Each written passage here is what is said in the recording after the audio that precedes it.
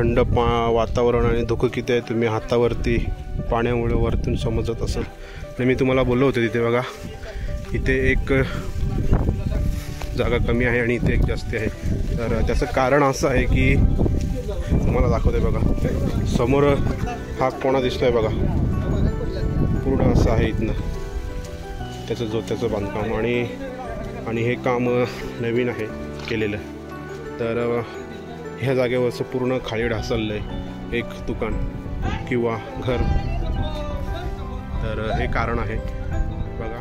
मला पूर्वीचा रायगड म्हणजेच 1924 ते 25 सालाचा रायगड आणि हा 2005 ते 6चा रायगड, 1928 सालाचा रायगड आणि ही बाजारपेठ, ही समाधीस्थळ आणि हे समाधीस्थळ म्हणजेच जुनं आणि नवीन काम झालेलं दोन्ही प्रकारचे इथे मध्ये बघा दाखवले गेले.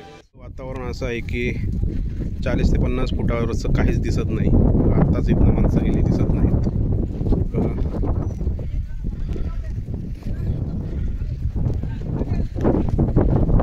वारा देखील भरपूर जोरात चालू आहे. आता गृह बांधण्यात आलेत बघा, समोर आपल्याला दिसतंय. आणि हे निसर्ग आणि निसर्गामधलं एक हे बघा जीव, पाणी किती त्याच्यावरती पण धुकं साचलंय. रस्त्याने जगदीश्वराच्या दर्शनासाठी रोज सकाळी जात असत बघा. छत्रपती शिवाजी महाराज ह्याच रस्त्याने कित्येंदा जगदीश्वराच्या मंदिराकडे गेले असतील. एक तो काळ, तो प्रसंग आठवा. त्यांचे पायाचे धूळ या रस्त्याला लागले असेल. दर सकाळी महाराज जगदीश्वराच्या दर्शनासाठी जात होते. मंदिराकडे, समाधीकडे जाताना महाराजांच्या काही असे वाडे लागतात जे पूर्वी जेव्हा पहिल्यांदा 2016 ते 17ला आलो होतो त्यावेळेस हे काहीच नव्हतं. नक्कीच दुसऱ्यांदा आलो त्यावेळेस पूर्ण बाहेर काढण्याचं काम चालू होतं. असा पाऊस चालू आहे सध्या रायगडवरती, वारा पाऊस. आणि हा जो रस्ता दिसतोय तर ह्याच रस्त्याने महाराज जगदीश्वराच्या दर्शनासाठी जात असत. आणि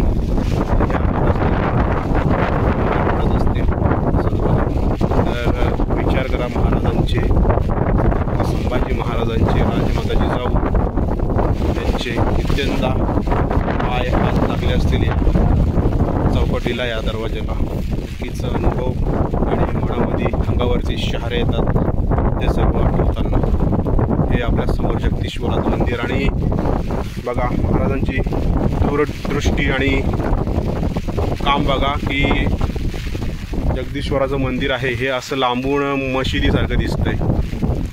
हे गुंबद बघा, जेणेकरून जरी शत्रूने तोडण्याचा प्रयत्न देखील करू शकत नाही असं ते माहिती दिली गेले. जगदीश्वराच्या मंदिराची, जगदीश्वर मंदिराचा शिलालेख भिंतीवर आहे. नक्कीच तुम्हाला आतमध्ये गेल्यानंतर दाखवतोय. आणि मित्रांनो, ज्यावेळेस रायगडचं बांधकाम पूर्ण झालं त्यावेळेस महाराजांनी हिरोजी इंदोळकरांना असं विचारलं का मला हिरोजी तुम्हाला काय पाहिजे. तर हिरोजी इंदोळकरांनी सांगितलं महाराजांना की महाराज मला काही नको, फक्त मला एक जगदीश्वराच्या मंदिराच्या समोर पायरीवर माझं नावाने दगड लावण्याची अनुमती द्या. तर ती तुम्हाला दाखवतोय आतमध्ये गेलं.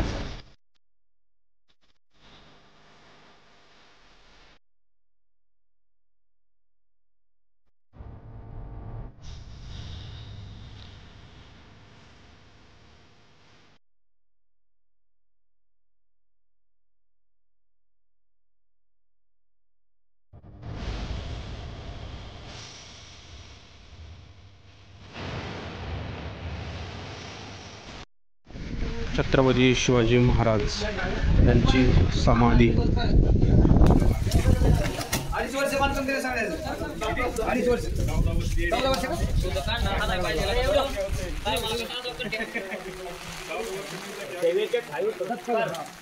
आणि जे मी शिलालेख म्हणत होतो की ही आहे बघा, हे बघा, हे ती शिलालेख.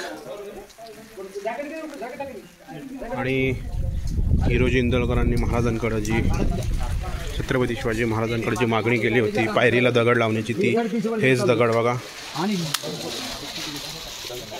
त्यांना नम्र विनंती आहे की रायगडावर आल्यानंतर नक्कीच ह्या जागेवरती शांतता राखा. शांती स्थळ आहे, तर कुठलीही प्रकारची गर्जना देऊ नका.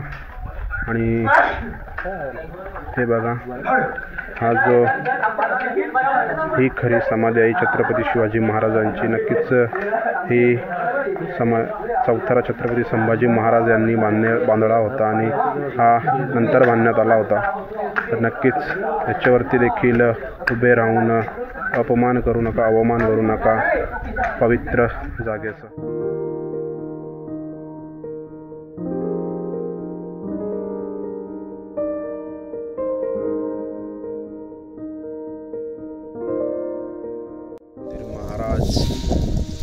संभाजी महाराज, छत्रपती शिवाजी महाराज कित्यंदा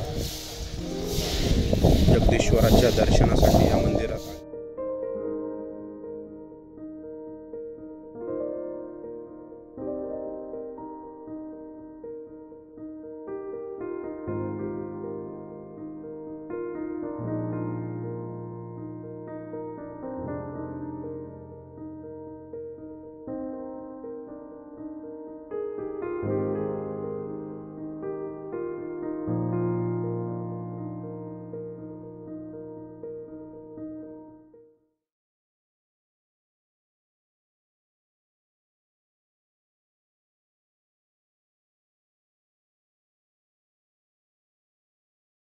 तर जगदीश्वराच्या मंदिराच्या खालून बघा, हाच तो रस्ता जेथून छत्रपती शिवाजी महाराज जगदीश्वराच्या मंदिरात दर्शनासाठी येत असत.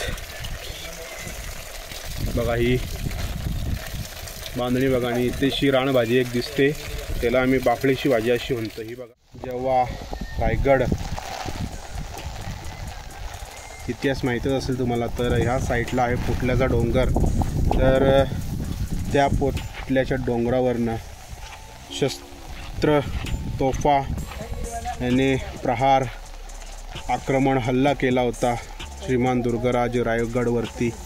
तेव्हाच हे दगड नक्कीच आपली ताकद दाखवताना भक्कमपणे उभे होते. आणि बघा, इथे तुम्हाला दिसतच असतील तर इथे आहे ते, आणि याच्याच खाली वाघ दरवाजा, त्याच्या समोरच पोटल्याचा डोंगर आहे. महाराज दर्शनासाठी वरत जात होते, परंतु आता प्रवेश बंद आहे. तर चला आता इथेच नवीन उत्खनन केलेलं आहे ते बघूया. शिवाजी महाराजांच्या समाधीस्थळाला स्पर्श होऊन हे बघा, पाण्याचं एक स्तोत्र ज्याला आम्ही झिरा म्हणतोय. तर आमच्यासाठी हेच गंगाजल आहे आणि आमची पंढरी, आमचं स्वर्ग आणि आमचं देवाचं मंदिर हेच आहे. तर किती पवित्र पाणी असेल ज्या महाराजांच्या समाधीस्थळाला स्पर्श करून इथं नव्याने उत्खनन केलेलं हे सर्व आहे. बघा किती वाड्या आहेत आणि किती लांब आहेत. तर चला तेच बघूया. नक्कीच महाराजांच्या समाधीच्या जस्ट समोर. तर हा होता जगदीश्वर आणि महाराजांच्या समाधीचं दर्शन. आणि बघा कसा होता दुसरा भाग, कमेंट करून नक्की सांगा. तर भेटूया तिसऱ्या भागामध्ये. जय शिवराय.